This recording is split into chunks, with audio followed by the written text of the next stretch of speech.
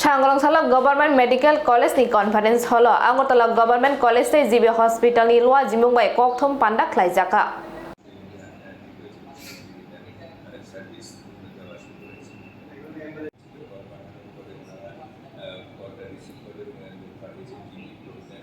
বা তিনজন নার্স থাকে ওটা অ্যাকচুয়ালি আমাদের যে নার্স দরকার কতগুলি নর্মস আছে WHO নর্মস বা IPSS norms Indian public health service যে নর্মস সেই নর্মস অনুযায়ী যতজন নার্স আমাদের থাকা দরকার এর থেকে আমাদের একটু কম। তো আমাদের যে সার্ভিস পয়েন্ট এগুলি কিন্তু অনেক বেশি, শুধু অনেকগুলি হিসাব হয়, কোনো কোনো ক্ষেত্রে হিসাব হয় যে কতজন পেশেন্ট আছে, কতজন পেশেন্টের জন্য কতজন নার্স।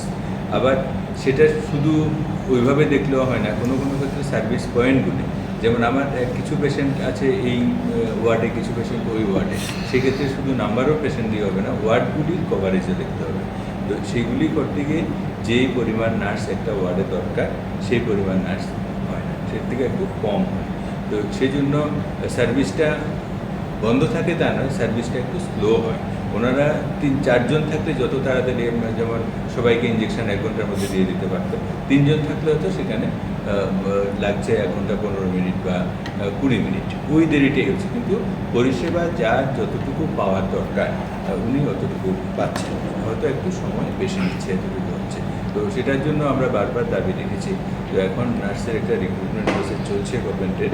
তো আমরা গভর্নমেন্টের কাছে অনুরোধ করেছি যে আমাদের এখানে যেন অন্তত 100 নার্স দেওয়া হয়। যারা রিক্রুটমেন্ট হবে তাহলে আমরা ওই সুপার স্পেশালিটিতে কিছু নার্স নেব, যেখানে আমরা চালু করতে পারি। সাথে সাথে আর পুরনো যেখানে যেখানে শর্টেজ আছে, ডিফিসিয়েন্সি আছে, সেখানে আরও কিছু নার্স দিয়ে ওই যেটা বললেন যে 3 জন 2 জনের পক্ষে সামাল দেওয়ার যে কষ্ট হচ্ছে সেটা আমরা করে নেব। সেটা নতুন রিক্রুটমেন্ট হলে গভর্নমেন্টের কাছে যে আমরা যে অনুরোধ রেখেছি, আশা করি গভর্নমেন্ট সেটা রাখবেন। ওই নার্সগুলি পেলেই তখন আমাদের এই সমস্যাটা আশা করি কাটিয়ে উঠতে পারবে। নমস্কার, সর্বপ্রথম আমি আমাদের ডিপার্টমেন্টের স্ট্যাটিস্টিক্সটা একটু তুলে ধরছি। সেটা গত 6 মাসে মানে 2023-এর জানুয়ারি থেকে জুলাই মাস অবধি সেটা তুলে ধরছি। তো প্রথম আমি আমাদের মেল মেডিসিন ওয়ার্ডের কথা বলছি, মানে পুরুষ পেশেন্টদের সম্পর্কে বলছি। তো টোটাল যে ভর্তি হয়েছে মেল অ্যাডমিশন সেটা হয়েছে 8158। টোটাল অ্যাডমিশন হয়েছে আমাদের 8158 মেল পেশেন্ট, পুরুষ পেশেন্ট ভর্তি হয়েছে। তার মধ্যে মারা গেছেন 545, ডিসচার্জ হয়েছেন 6333, আর লামা হয়েছেন, লামা মানে হলো অ্যাবসকন্ডেড লামা, মানে চলে গেছেন, ট্রিটমেন্ট নেননি, নিজের দায়িত্বে চলে গেছেন। তো তাদের সংখ্যাটা হচ্ছে 1290। আর পয়জনিং ডেথ মানে যারা বিষ খেয়ে মারা গেছেন তাদেরটা আমরা আলাদা করেছি, সেটা হচ্ছে 61। তো সেখানে দেখা গেছে আমাদের যে মেল মেডিসিন ওয়ার্ডে গত 6 মাসের যে ডেথ পার্সেন্টেজ সেটা হচ্ছে 6.69। তো আমাদের উদ্দেশ্য থাকবে যে আমরা লামাটা যাতে কমাতে পারি, মানে যেটা 1219 পেশেন্ট আছে সেটা যাতে কমে। লামাটাও আমাদের এটা একটা নেগেটিভ পয়েন্টের মধ্যেই পড়ে, লামাটা কমাতে হবে।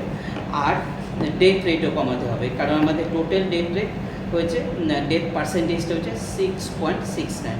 ঠিক ওই রকমভাবে ফিমেল পেশেন্ট যদি আমি দেখি, তো ফিমেল পেশেন্ট গত 6 মাসে ভর্তি হয়েছে 4899, তার মধ্যে মারা গেছেন 265, ডিসচার্জ হয়েছেন 4369, তার মধ্যে লামা হয়েছেন 249, আর 16 জন পেশেন্ট ছিল যারা MLC ডেথ ছিল, মানে ডেথ ডিউ টু পয়জনিং। তো সেখানে আমাদের যে ডেথ রেটটা আছে সেটা একটু মেলের তুলনায় কম, 5.4। তো আমরা যদি সর্বমোট ধরি, তো সর্বমোটে দেখা গেছে গত 6 মাসে আমাদের টোটাল মেডিসিনের অ্যাডমিশন হয়েছে 13,057, তার মধ্যে মারা গেছেন 810 জন সব মিলিয়ে। তো সেখানে ডেথ পার্সেন্টেজটা আছে 6.2।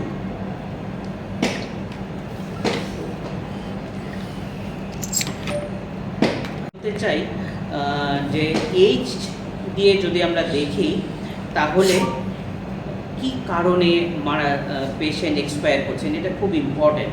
হ্যাঁ, তো আমরা দেখেছি যদি 18 থেকে 25 গ্রুপ, সেই গ্রুপটাতে যেখানে মারা গেছেন সেখানে ইনফেকশনে লোক বেশি মারা গেছে, আর লিভার ডিজিজেও কিছু সংখ্যক লোক মারা গেছেন, কিডনি ফেলেও কিছু সংখ্যক লোক মারা গেছেন।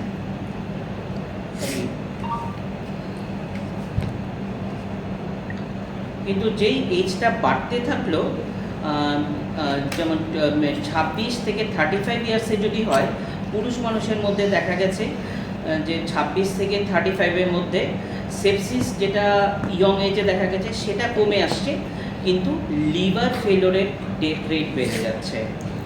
তো লিভার ফেলোরটা বেড়ে যাচ্ছে এবং কিডনি ফেলোরটাও বেড়ে যাচ্ছে যদি আমি 26 থেকে 35 এজটা দেখি।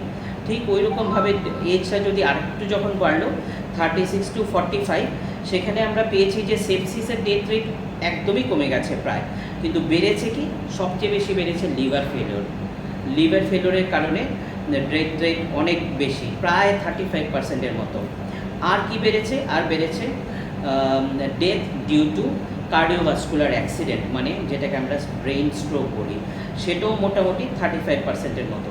আর কিডনি ফেলোরটাও কমে গেছে। তো ইয়ং এজে দেখা যাচ্ছে, মিডিল এজ যেটা 36 to 45 ইয়ার্স, সেখানে আমাদের যে পার্সেন্টেজটা আমরা পেলাম, সেখানে আমরা দেখছি যে কিডনি ফেলোরের ডেথ রেট বেশি আর স্ট্রোকে ডেথ রেট বেশি, এই দুটোই মেন। কিন্তু যখন ডেথ রেটটা আফটার 45 ইয়ার্স হয়ে যাচ্ছে, সেখানে আমরা দেখছি যে খুব বেশি পরিমাণে ডেথ হচ্ছে ফ্রম ব্রেইন স্ট্রোক, সেটা অনেকটাই বেশি।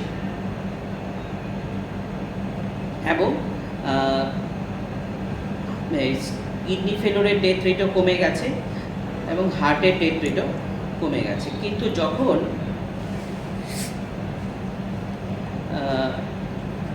আফটার 45 ইয়ার্সে এটাই।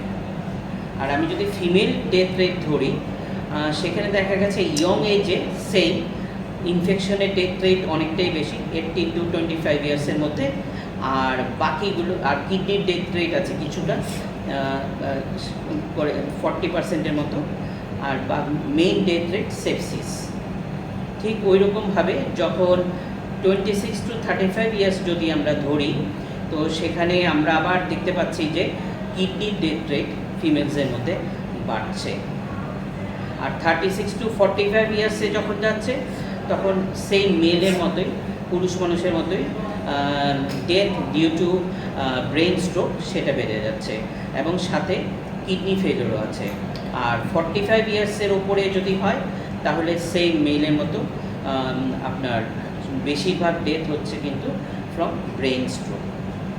তো এটা আমাদের গেল যে কীভাবে আমরা ডেথটা দেখছি গত 6 মাসে আমরা যে প্যাটার্নটা পেয়েছি। আর এখন আমি মেডিসিন ডিপার্টমেন্টের জন্য যেটা বলবো, ফার্স্ট ফ্লোরে আরেকটা থার্ড ফ্লোরে, এবং দুটো ইউনিট ভাগ করা আছে। তো দুটো ইউনিট নিচে, দুটো ইউনিট উপরে, আর দুটো আইসিইউ আছে। এখন আমাদের রিসেন্টলি আমাদের দুটো আইসিইউ খোলা হয়েছে। তো প্রত্যেকটা আইসিইউতে 11টা করে বেড। তো আমাদের দুটো আইসিইউ আছে, তো সেখানে আমরা সিরিয়াস পেশেন্টগুলোকে রাখি। আর ফিমেল মেডিসিন ওয়ার্ডটা আমরা নতুন করে রিনোভেট করছি, সেটাও দুভাগ হচ্ছে। এখন একটাই ফিমেল মেডিসিন ওয়ার্ড ছিল, রিসেন্টলি উইদিন 1.5 মান্থস আমাদের নতুন একটা ফিমেল মেডিসিন ওয়ার্ড হয়ে যাবে।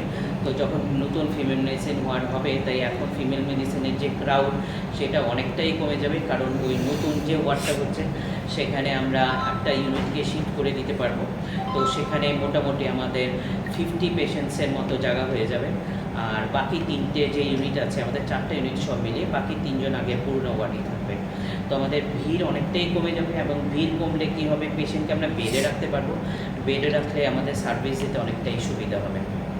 আর মেল মেডিসিনের তো ভিড়টা আছে ঠিকই, কারণ আমাদের এখানে আপনারা দেখছেনই যে মেলের অ্যাডমিশন 6 মাসেই প্রায় আপনার 8,000-এর মতো। তো অ্যাডমিশন আমাদের অনেকটাই বেশি। আর কারণ এটাই আমাদের টারশিয়ারি কেয়ার হসপিটাল সারা ত্রিপুরার, তো স্বাভাবিকভাবেই আমাদের কাছে পেশেন্ট ইনপুটটা একটু বেশিই থাকবে। তো আমরা প্রিপেয়ার, আমাদের যে স্টাফ আছে আমার কাছে, all of them are very much equipped and experienced. তো আমাদের ট্রিটমেন্ট প্রোভাইডের মধ্যে কোনো অসুবিধা নেই। তো ভিড় হলেও আমরা সার্ভিস দিতে সক্ষম। আচ্ছা।